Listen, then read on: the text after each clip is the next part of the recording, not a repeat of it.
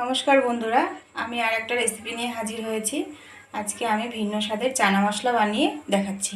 এখন এই চানার মধ্যে দিয়ে দেবো আমি চালের গুঁড়ি, আর দিয়ে দেবো কিছুটা লবণ।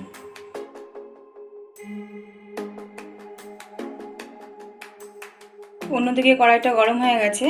কড়াইয়ের মধ্যে আমি দিয়ে দেবো সর্ষের তেল। তেলটা গরম হয়ে গেছে, এর মধ্যে আমি চানাগুলোকে ভেজে নেব।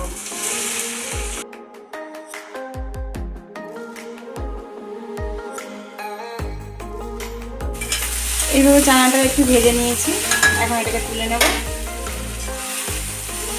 এই কড়াইয়ের মধ্যে আর কিছুটা সর্ষের তেল দিয়ে দেবো। তেলটা গরম হয়ে গেছে, এর মধ্যে দিয়ে দেবো গোটা জিরে আর গোটা গরম মশলা। এর মধ্যে দিয়ে দেবো পেঁয়াজ আর রসুন একসঙ্গে পেস্ট করে রেখেছি। দিয়ে দেবো আদা বাটা। এবার মশলাটাকে একটু কষিয়ে নেব। মশলাটা একটু কষানো হয়ে গেছে, এর মধ্যে দিয়ে দেবো আমি টুকরো করে রাখা টমেটো।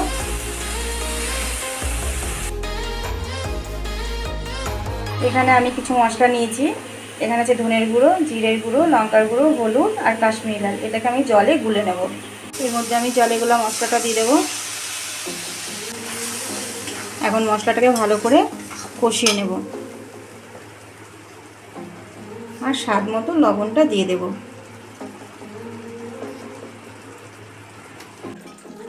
দেখো মশলাটা আমার প্রায় কষানো হয়ে গেছে।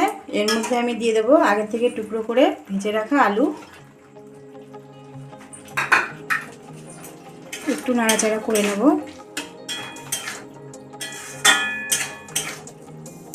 আগে থেকে যে চানাটাকে আমি চালের গুঁড়ো দিয়ে ভেজে রেখেছিলাম, এখন সেটাকে এর মধ্যে অ্যাড করছি।